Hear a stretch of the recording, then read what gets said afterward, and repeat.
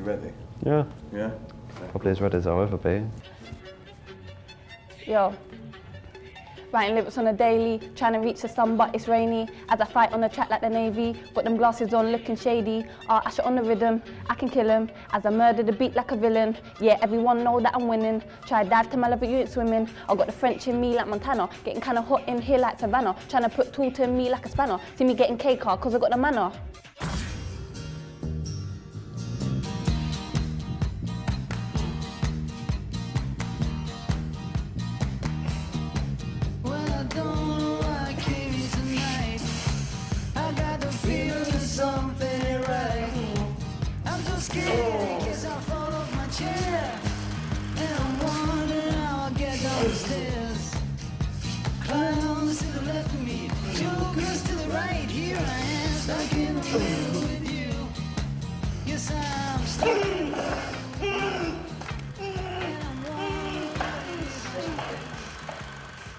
Bad time for needing a wee, isn't it? Like, I'm sure to hold it. No, it's alright, I'll be alright. They'll be able to hear you. It might.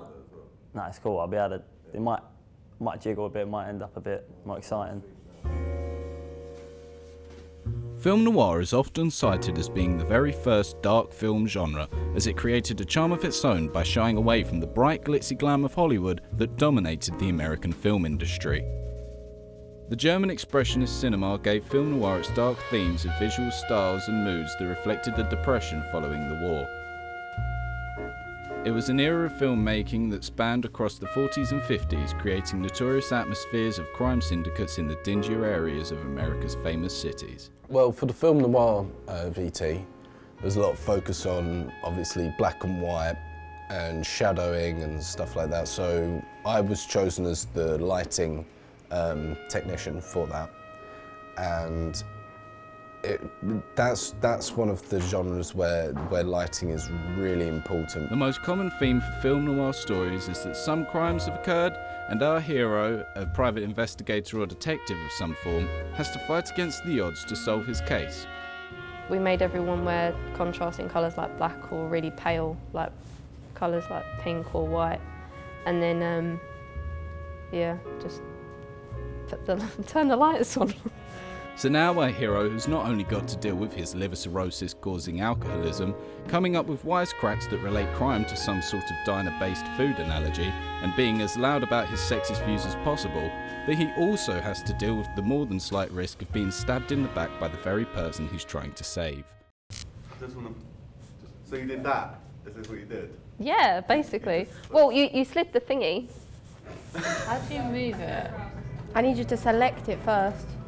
So select each one? No, all of them together. I don't know how to select all of them together. Stop telling me things that I don't know how to do. Andrea's just shown my you. nerves. Andrea's just shown you how to highlight something. And I just did that and it's not highlighting. Okay, take overwrite off then. Oh, thank you for telling me that. Right, now go. That's not that way. Is it that way? I don't get it.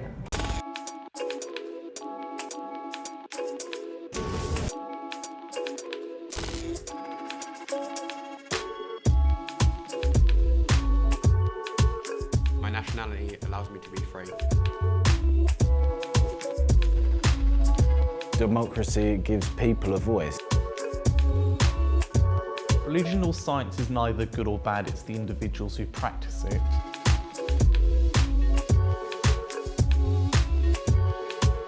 It's important for young people to know their rights, even if it does seem to them like a long drag. You know, if it seems boring, chances are it's probably important and you should know it really, because you never know when you're going to find yourself in a situation where you need to know your rights.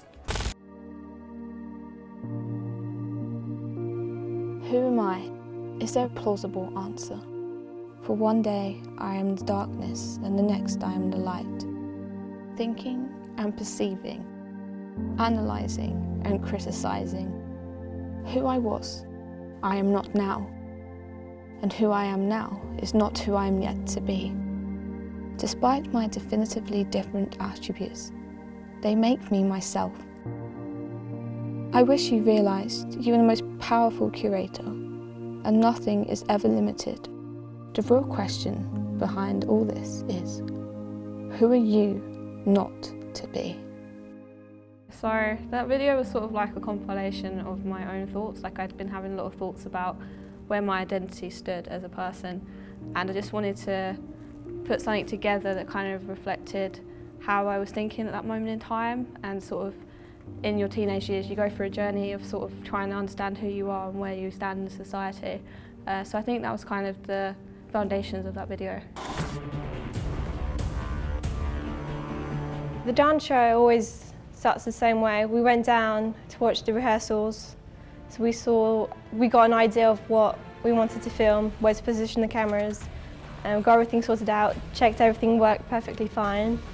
And then we had 2 days of rehearsals, so we filmed for a bit, and then on the final day we just filmed and got a really nice take. I was a vision mixer, so I had to like live edit the entire thing, the full 115 minutes. I went back in post to edit any wrong movements, any camera movements that weren't too good, or anything that needed to be changed. And I also did the credits, which took me quite a while.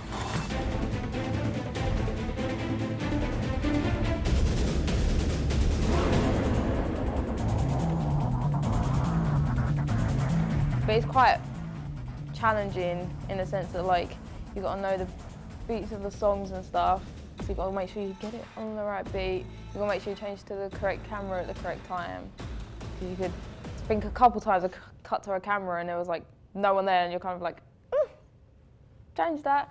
So it's quite challenging. It's quite intense. Like an hour, 15 minutes, quite intense.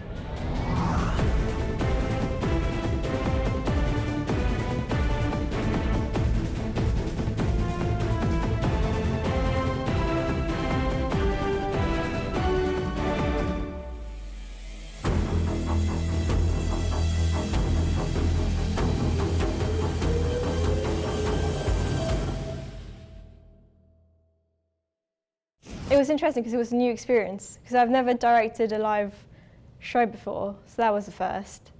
And it was a bit stressful, but it was interesting to see everyone come together and working as a big group together.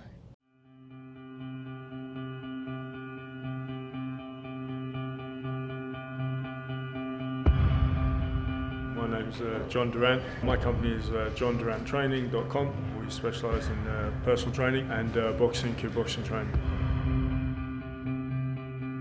In Cobra Gym, we provide classes in boxing, kickboxing, Thai boxing. We do conditioning, we do Brazilian Jiu-Jitsu as well. We do kids classes, ladies classes.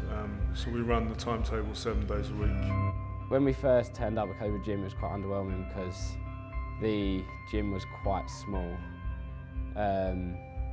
And we weren't really expecting anything that small, to be honest, because we kind of had I had loads of shot ideas in my head, like interviews shot in front of the boxing ring, loads of like the boxing bags, people in the ring and all that.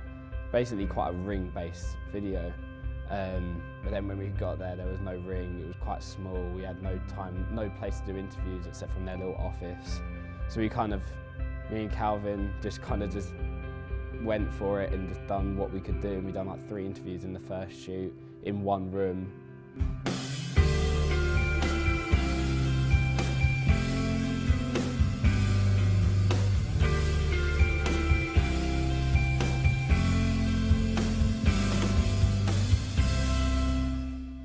Interacting with the client was, I don't know, it was quite easy. He was really easygoing. He kind of just let us do what we wanted to do. Like, we didn't really have to ask him for permission for everything we wanted to do. So it was quite an easy task to do. We just set off, he let us do it. He done what he had to do for like his clients and that, and we done what we had to do for him. Cobra Gym's got a long history. It's been in London for 30 years. Probably one of the most famous kickboxing gyms in London. We've got a great team here, great instructors. You know, we're all passionate about what we do. No gimmicks, just hard training, and that's it.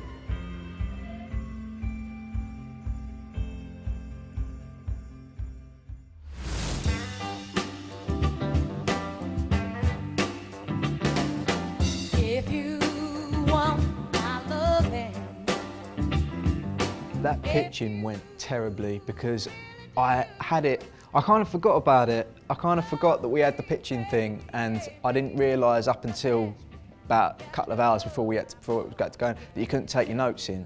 I couldn't take in my pitch and read it out. So half of the pitch I was in wrong order because I couldn't remember certain things, and then I'd remember it, and then I'd try and say it on top of what I'd just said, and I didn't.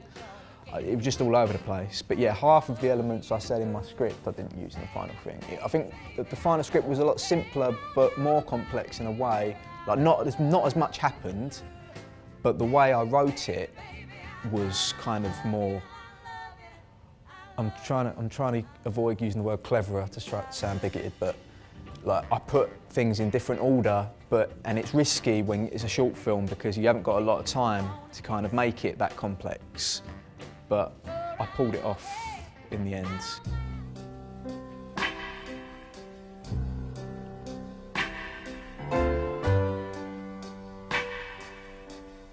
I found the process of making the short drama sort of both quite difficult and challenging, but also quite rewarding. It was quite difficult, like we had a lot of hurdles in the initial process with getting actors and sort of trying to tell this story about a cannibal, basically. Well, the neck is the most fragile part of the human body. Anyway, I've got to work now. Oh, you never told me what you do. I work in an abattoir. Gobble, gobble. Oh, come on, Jenny. Let's go. It's understanding, like, telling a story with actors. Like, usually you're kind of depending on voiceover, but you have to teach actors to build relationships on set, so it kind of tells the story in that respect. But you also have to be able to make it visually interesting, and I think it's quite hard because we were confined to one location rather than having several. So we had to really experiment with all different angles and shots in just one location.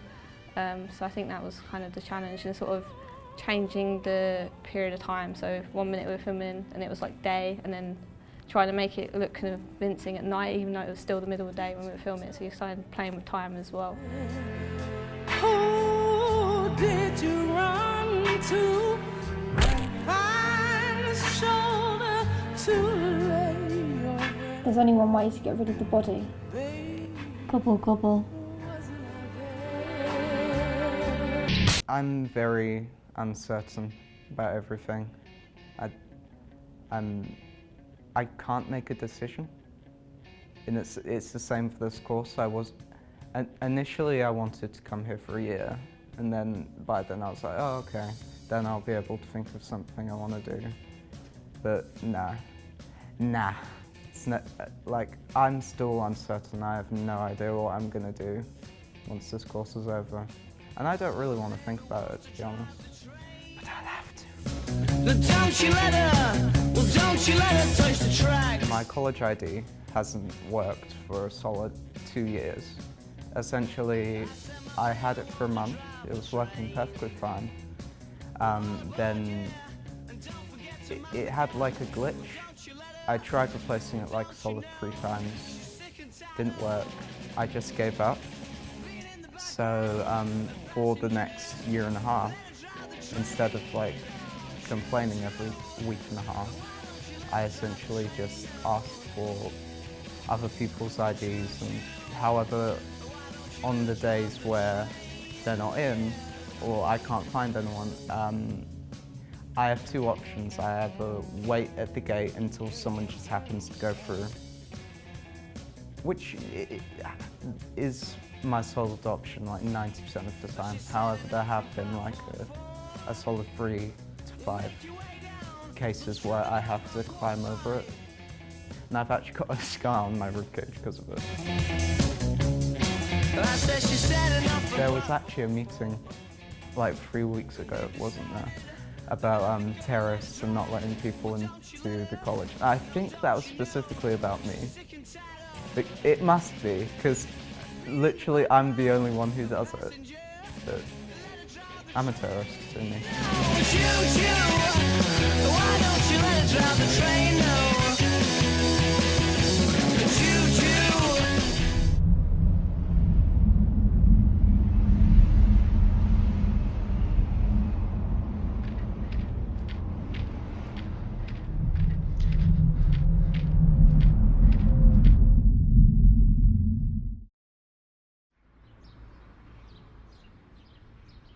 The short film is about a kind of paranormal switch,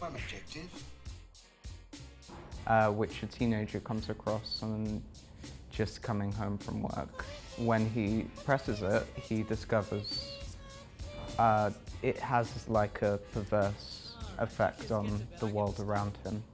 And he continues pressing it until it eventually breaks, and the world is just in a kind of limbo state. And the effect of the switch is it causes people to have a lack of morality and empathy. Does my outfit look okay? Look a bit fat, to be honest. What? Look a bit fat. You can go on a date with yourself then.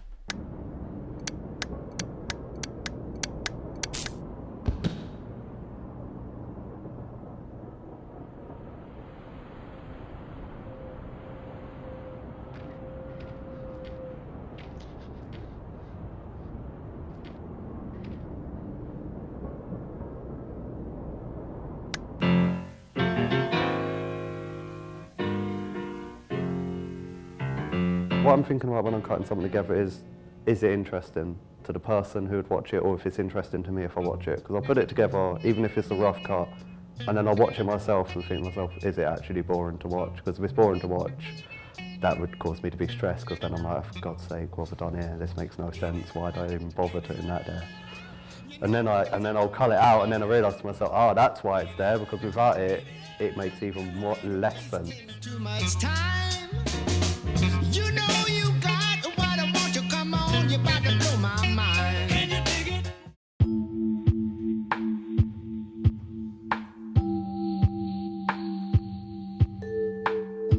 it? One of the best projects that we get to kind of engaging is the kind of free reign we have on the radio shows that we created, especially in the first year, because Andy, our tutor, would say, this is the basics. You know, you get to create your own radio clock as long as you have like certain elements, like the triple shot at the beginning, you have like free reign to do anything. So you can bring in interviews, you can play stupid games, you can play the music that you want. And that was so much fun, especially around like Christmas. We would do Christmas themed shows and things like that. And we just have a laugh, and it was just felt like you were in like a commercial station. You know, you weren't just here in the studio, like you're doing so much more. Well, what I do is basically we make mainly radio shows and help understand the process of producing shows and putting out different content, such as like for a new show or our own personal radio shows where we can change and make our own thing. And then there's also podcasts which go uploaded onto SoundCloud. So there's a lot of variety on what we do here. These are dangerous times because politics all around us, it seems to me, is failing, at least conventional politics. The politics that's succeeding is the politics of simple solutions for complex times, the politics of the demagogue.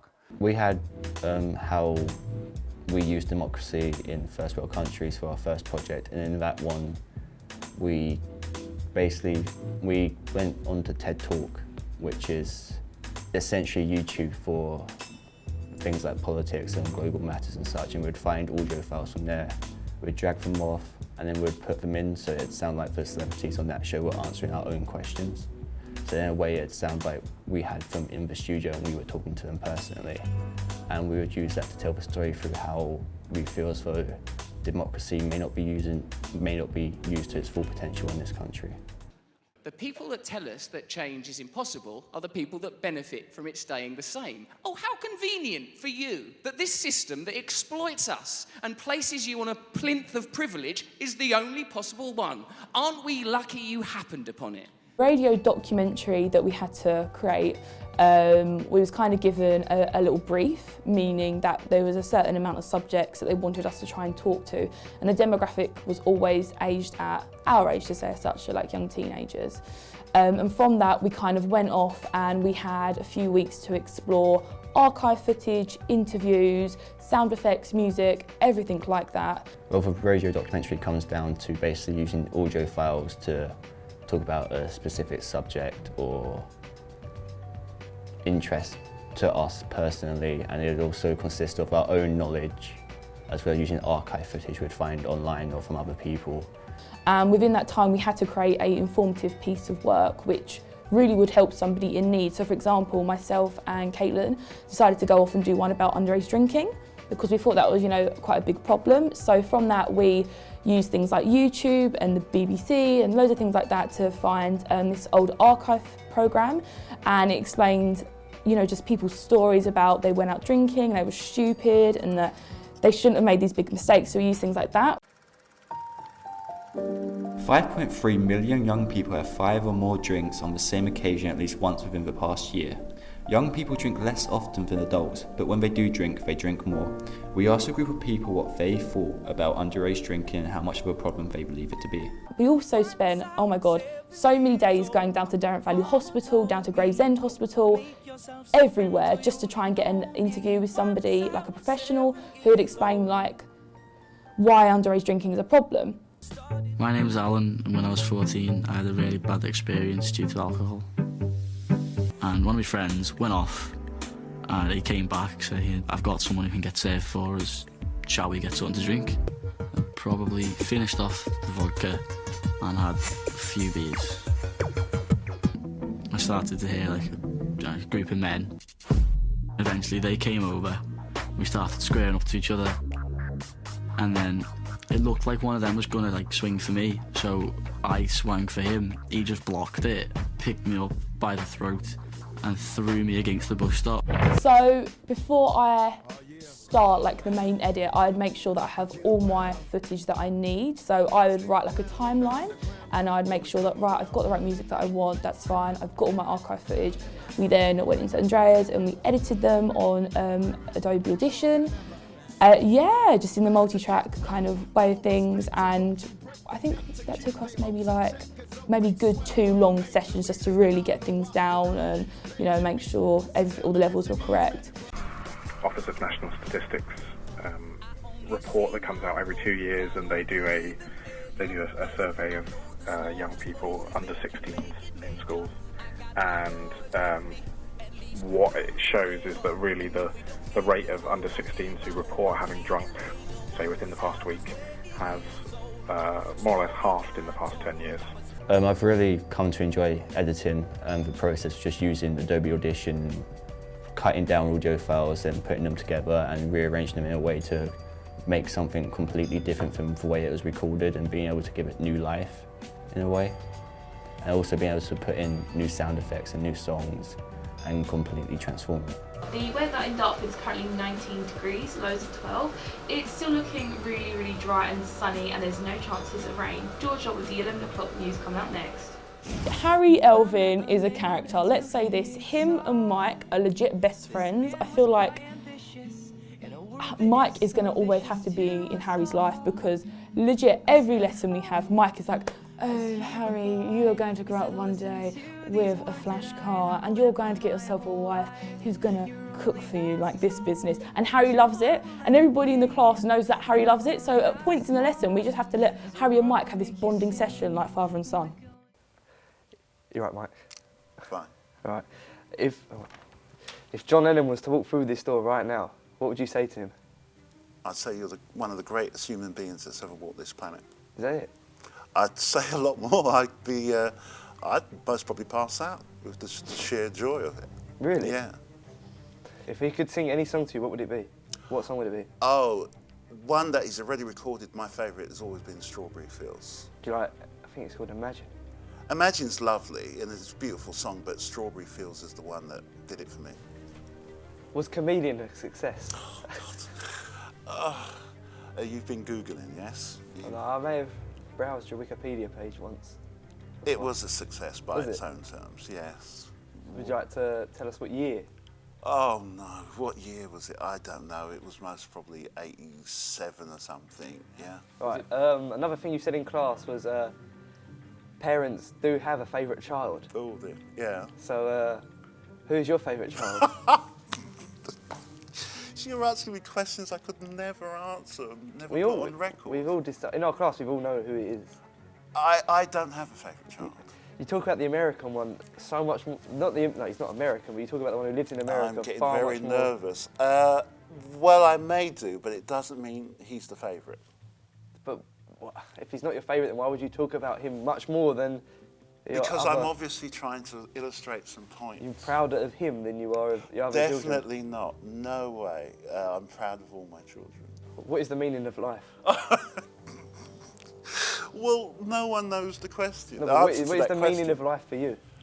I suppose it's something called self-actualization, which I believe is a Maslow theory, to be all that you can be. If you think you can be a great actor, you will be a great actor.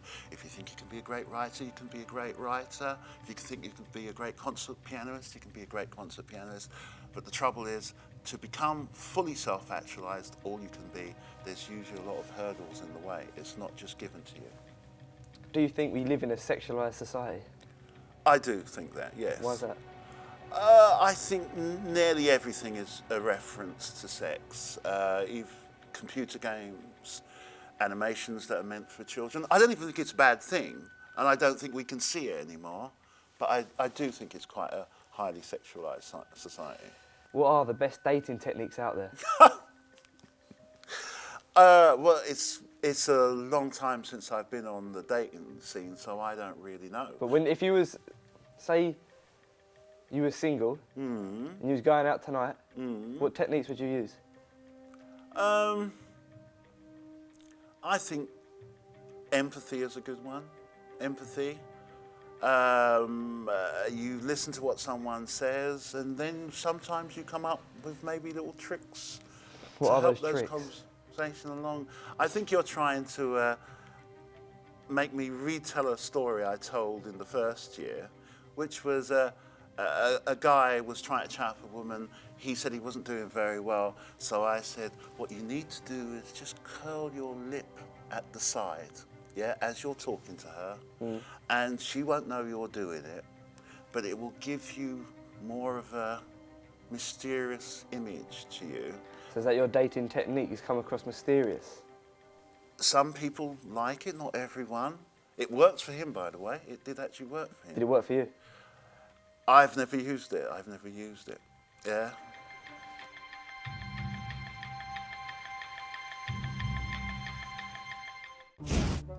Rank your tutors from worst to best. Explain why. Oh no. My favourite tutors. And why? Come on. Oh my goodness. No! And explain why. I don't know. Right, all right, okay.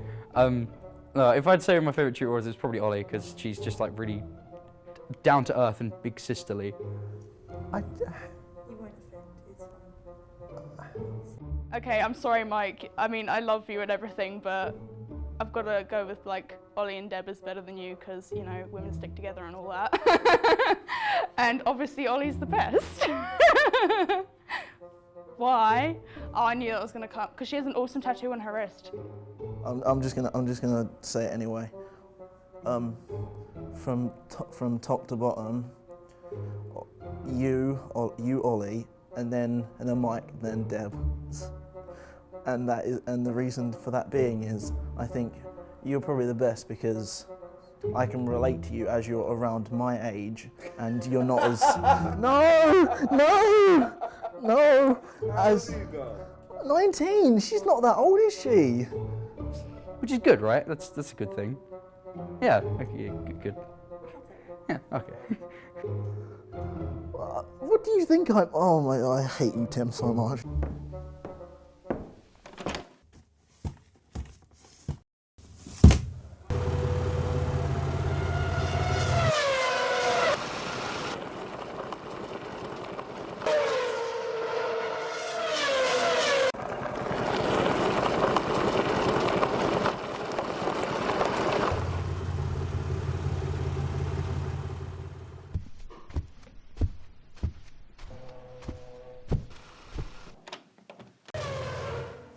My favourite part of the course was the 2D animation because when I made my little soda cup, teacup and soda can guy dancing around the table, that was the most fun to make from beginning to end. And it was probably my favourite because it was my first time using Flash, so it was, I don't know, it just felt good. It just felt good to do, it felt good to make, you know. In TV and film, I had one of my units was to create an animated introduction, and I enjoyed that so much, and I feel like I got a good grade through doing that. And I enjoyed using the software, and I found it a lot easier than the software I was using in TV and film. I found like I could pick it up a lot quicker, and it felt more like my calling. I don't wanna go to school, I just wanna break the rules. Boys and girls across the world, put it on our dancing shoes. Going to the discotheque, getting high and getting wrecked. I don't wanna go to school, I just wanna break the rules. I don't wanna go to school, I just wanna break the rules. Boys and girls across the world, put it on our dancing shoes. Going to the discotheque, getting high and getting wrecked. I don't wanna go to school, I just wanna break the rules. My favourite part of the course would have to be learning new skills. I really enjoy learning about 3D as I specialise more in 2D. 3D isn't something I ventured into much, and I've had the opportunity to be able to do that now. My favourite part of the course, probably being able to work with all different kinds of people, like from all different backgrounds, like people that are around my age group and then people that are like just slightly older than me, or just any age really. It's like it really does influence you in different ways. My whole time on the course as a whole was just fun. I don't think there's ever been like a dull day. Any day that I've come in, I've never gone home being like, oh, that was a really naff day at college. Like I've never had that. It was just fun from beginning to end.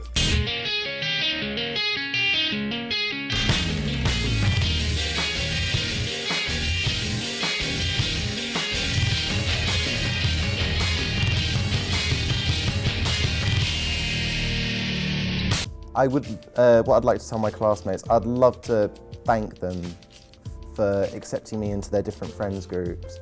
I feel like, and this isn't something bad about TV and film, but I feel like it was a lot more competitive than motion graphics and animation. I will miss them though, like, they have been like really nice to me when I've needed feedback and when I've like needed to talk to someone. So I'll be sad to see them all go and get work and go to university and whatnot. Don't doubt yourself. Try and have as much confidence as you can, and this is a journey, and you're going to improve as you go along.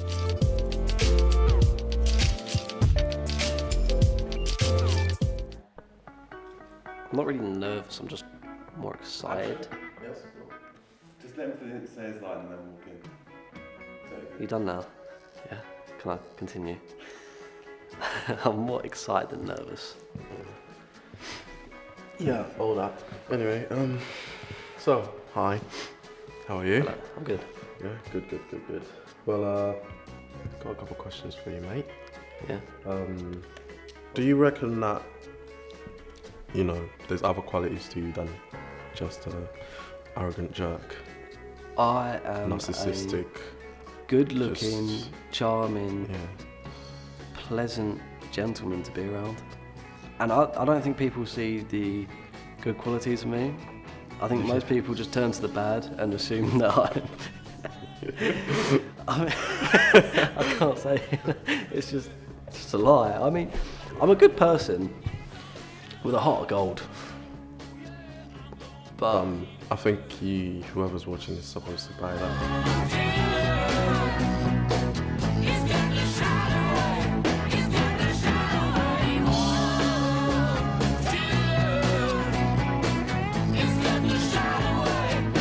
So then how do you now feel that you're on the verge to finish the course? I'm actually really upset that I'm leaving. Like, these have probably been the best 2 years of education I've been in. Like, I feel like I've actually made the best friends here, and I'm hoping that I can stay with them for a while. That's very sweet. Since Tim's name was in your mouth a lot, is he your favourite? Oh, okay. Thing about Tim is, when I first joined, there was just hatred between us. Yeah, I heard about that. He hated me and I hated him. Yeah. And I feel like I had good reason to. I was quite a cocky little mouthy. Was? Are you sure it was? Oh, I still am a cocky, mouthy prick. Uh-huh. Did I say prick in this? No, you can't. But Okay. I was quite a cocky, mouthy, arrogant jerk. That has got to be the thing I've heard the most said about me this year. Every time you hear Sam Thompson, arrogant jerk.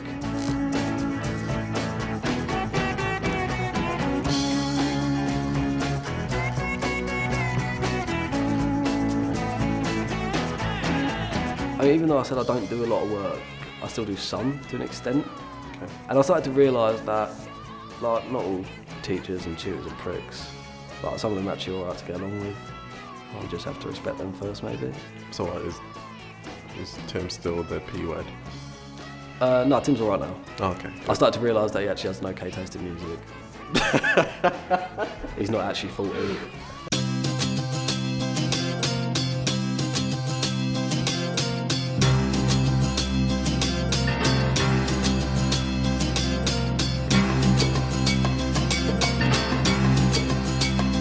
I was blind, now I can see. You better believe her. I done met. I was blind, now I can see. You better believe her. I done met. I'm moving on up now, getting out of the darkness. My light shines on, my light shines on, my light shines on. I don't know, I'd just like to say that the last 2 years have been good. It's scary though to think that we're just gonna like leave after 2 years. Like these 2 years have flown by so quickly, I think, personally. If anybody's thinking about coming to college, it's a really, really good choice. I've learnt loads. I've loved everybody on this course. There's not been one person like I refuse to work with them, I hate them. I think everybody's been really lovely. I really enjoy being with people. I think having the social aspect of this course has really helped me come out of my shell. Like before I came here I wasn't the most confident of people, and it's been really nice to just come somewhere where everyone is so warm to you and just everyone kind of clicks in that respect. Really just that this course has been great, and it's a great learning opportunity and I've really enjoyed it, but also the lecturers are great and they really give you a chance to not only grow your education but yourself as well, because they give you room to explore routes which let you engage parts of yourself you didn't know you had. Teamwork. That's the most important thing I've learned being here. Without a team, it proves quite hard to complete something. What I'd like to tell my classmates, I'd love to thank them for accepting me into their different friends groups. For the first year I was definitely the outcast. Everyone kind of thought I was, well, weird. That's an understatement. Terroristy, again, super terrorist. But no, ironically towards the end of the course I have actually made a few friends. I am going to miss the college, not being able to have the same atmosphere again. Like with everyone in there, like I think it's going to be different, but I'm looking forward to uni.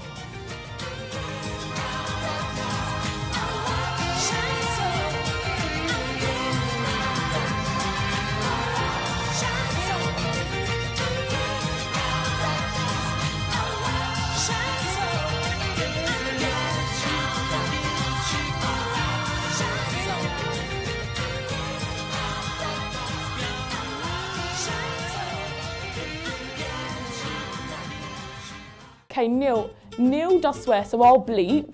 Okay, so for example, he'll start off the lesson by going, he'll give us the brief, like, so, okay, everybody, can you give us the brief? And he's like, yeah, okay, the brief. And then he's like, for example, Holly, if you don't like my idea, then come back with a better one. Mike is just like, oh my God, that's it. Oh, don't talk to me, I've had this idea. Oh my God.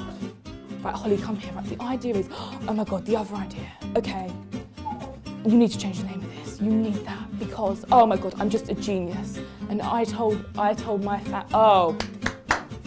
And then when I was younger, I kissed that girl. Legit, that is his sessions, that's what it's like. Andy says, he's like, yesy, okie dokie. But you know, he is in a good way, but he is. So Graham Gladden is very much like, got his tattoos in here, look at this one, I've got a tattoo. But secretly, deep down inside, Mike told me his handwriting shows that he's a sweetheart. And Graham's like, oh yeah, I love Shakespeare and cups of tea in the evening and more. Andrea just comes in like 15 minutes later and says, I am sorry everybody, I've been stuck on train. And then like he gets his like coffee or whatever and he's always drinking it. I'm like, Andrea, I have a question, do you need headphone splitter? I'm like, I don't really, okay, thank you.